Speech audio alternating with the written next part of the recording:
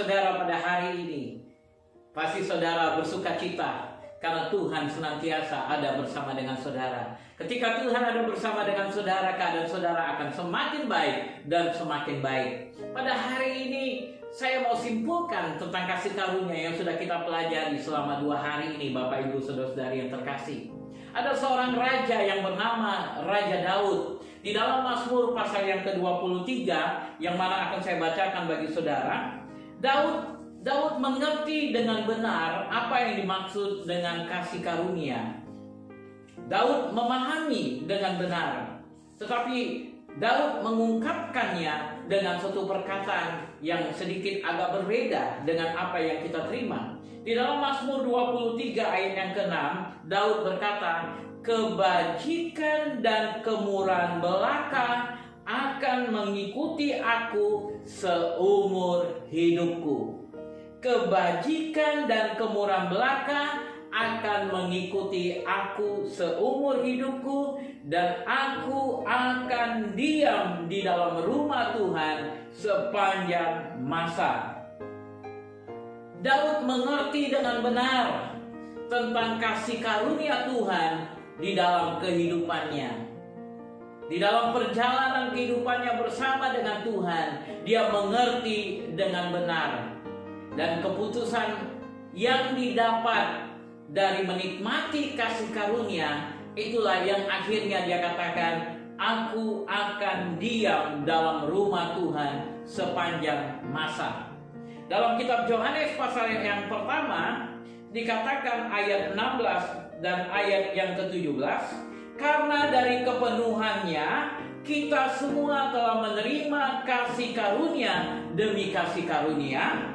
Sebab hukum Taurat diberikan oleh Musa, tetapi kasih karunia dan kebenaran datang oleh Yesus Kristus."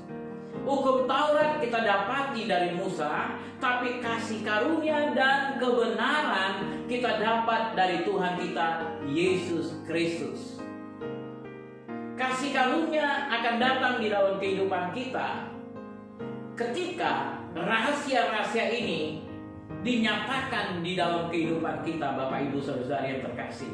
Engkau perlu ketahui bahwa kasih karunia itu hanya ada di dalam Yesus. Daud berkata, bagaimana kasih karunia itu dia terima? Di dalam Mazmur 23 ayat pertama dia katakan, "Tuhan adalah gembalaku, takkan kekurangan aku." Ketika Tuhan kita jadikan menjadi gembala di dalam kehidupan kita, maka Daud katakan, "Aku tidak akan kekurangan suatu apapun."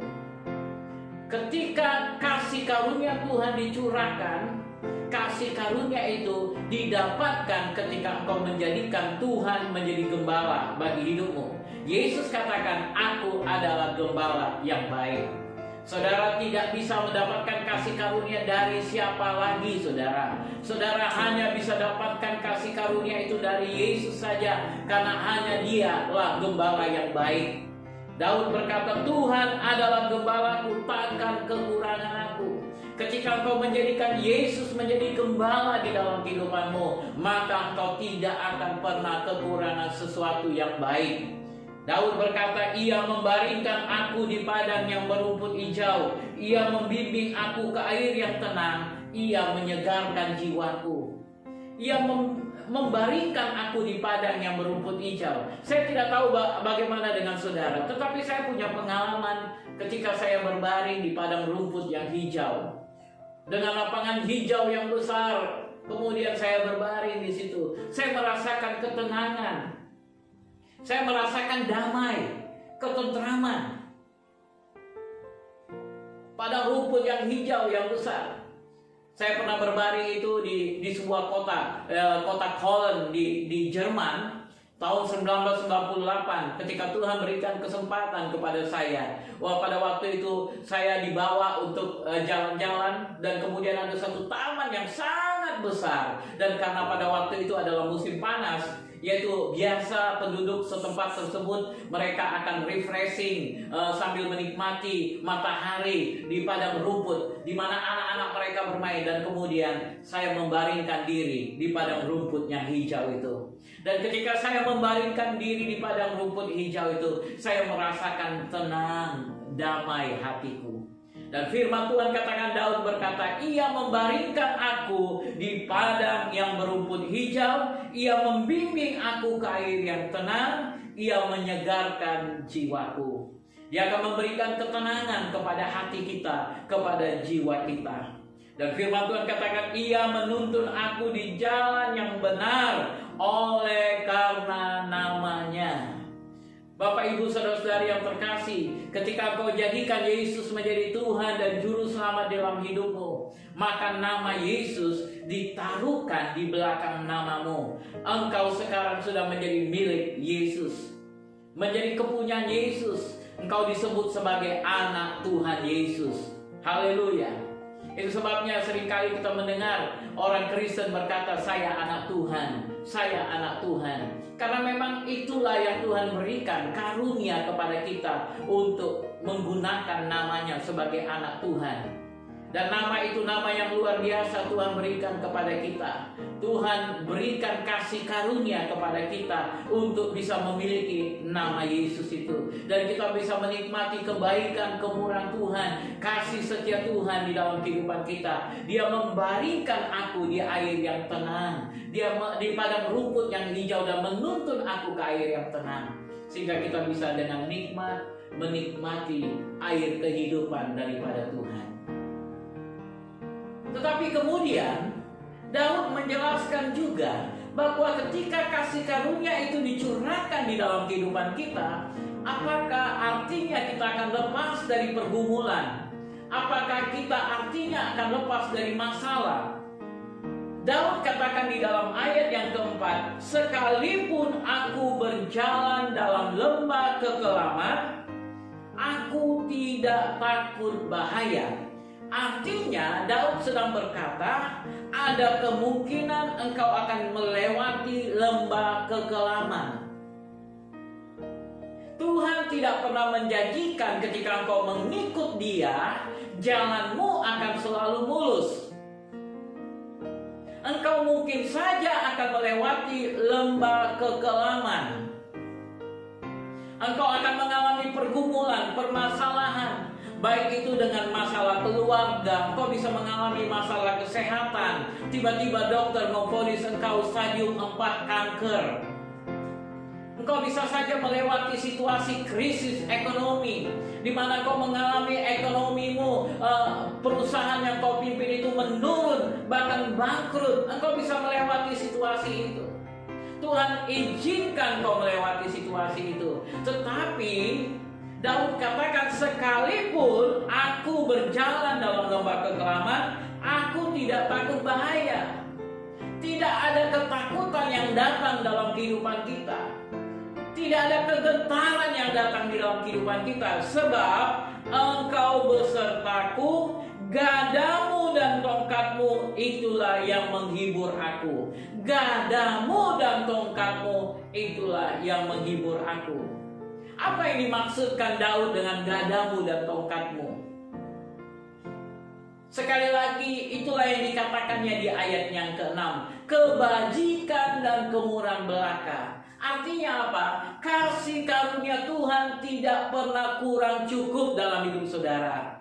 Ketika Paulus mengalami pergumulan dengan tubuhnya, karena pada waktu itu dia sedang sakit yang parah, dia memohon kemurahan Tuhan. Dia katakan, Tuhan cabutlah duri dalam dagingku ini. Oh Tuhan singkirkan. Tapi Tuhan bilang, cukuplah kasih karuniaku bagi kamu. Artinya ketika engkau sedang melewati situasi kelam dalam kehidupanmu, ketika engkau sedang melewati tantangan-tantangan dalam hidupmu, engkau melewati masa-masa di mana engkau mengalami penyakit, bahkan situasi yang menderita, bahkan mungkin di dalam rumahmu ada duka cita, ada kematian yang terjadi, engkau perlu ketahui, pada waktu itu kasih karunia Tuhan cukup bagi engkau. Kasih karunia Tuhan tersedia bagi engkau. Engkau cukup datang kepada Dia dan berkata, Tuhan, Cukuplah kasih karuniaku bagi kamu, bagiku Tuhan. Aku mau terima kasih karunia. Engkau terima kasih karunia. Bahkan di dalam ayat yang kelima, Daud berkata, Engkau menyediakan hidangan bagiku di hadapan lawanku. Ketika engkau harus menghadapi musuh, sebagai orang percaya bukan kita yang mencari musuh, saudara. Kita harus mengasihi. Tetapi kadang-kadang ada begitu banyak orang yang senang melihat kita susah.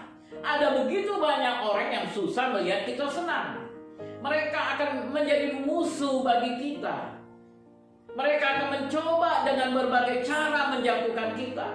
Dengan perdukunan, dengan segala cara menjengkal sana, macam-macam masalah yang mereka bisa timbulkan. Tetapi firman Tuhan katakan, Engkau menyediakan hidangan bagiku di hadapan lawanku. Justru Tuhan akan membuat musuh-musuhmu kebingungan. Bagaimana mungkin aku sudah berusaha dengan berbagai cara menghancurkan hidupnya, tetapi justru dia sepertinya nggak hancur. Dia sepertinya kok biasa-biasa saja. Bahkan keluarganya semuanya baik. Semuanya baik. Semuanya tetap berjalan dengan baik. Bahkan mereka bisa menikmati kasih karunia. Itu yang akan terjadi ketika kasih karunia Tuhan berlimpah di dalam kehidupanmu. Bapak, Ibu, Saudara-saudari, engkau tidak perlu takut bahaya. Engkau jangan takut dengan musuh-musuhmu. Yesaya 54 ayat yang ke-17, firman Tuhan katakan, setiap senjata yang ditempa terhadap engkau tidak akan pernah berhasil. Setiap tuduhan yang dituduhkan kepada engkau akan engkau buktikan bersalah. Selanjutnya, engkau mengurapi kepalaku dengan minyak, pialaku penuh melimpah. Apa yang dimaksud? Engkau mengurapi kepalaku dengan minyak. Ini bicara mengenai urapan Tuhan. Justru ketika engkau melewati situasi permasalahan tadi dan engkau menikmati kasih karunia Tuhan, engkau senantiasa berharap kasih karunia Tuhan, hubunganmu dengan Tuhan semakin akrab, maka urapan akan senantiasa bertambah-tambah dalam dirimu. Urapan itu adalah sumber hikmat bagimu. Takut akan Tuhan adalah permulaan pengetahuan. Kau mendapatkan hikmat yang bertambah-tambah dalam dirimu. Kau bahkan akan dipakai dengan luar biasa oleh Tuhan. Kebajikan dan kemurahan belaka akan mengikuti aku seumur hidupku, dan aku akan diam dalam rumah Tuhan sepanjang masa. Ketika engkau jadikan Tuhan menjadi gembalamu, maka pada saat itu kasih karunia Tuhan akan menyertai kehidupanmu. Kemanapun kau pergi, dimanapun kau berada, di dalam situasi apapun engkau, dalam keadaan apapun juga, engkau harus tahu kasih karunia Tuhan selalu tersedia bagi engkau. Oleh sebab itu, jadikan Tuhan Yesus menjadi gembala bagi hidupmu, maka engkau akan menikmati semua kasih karunia itu. Tuhan memberkati. Mari kita berdoa. Bapa yang baik, pada hari ini kami sudah mendengarkan tentang kasih karunia yang luar biasa.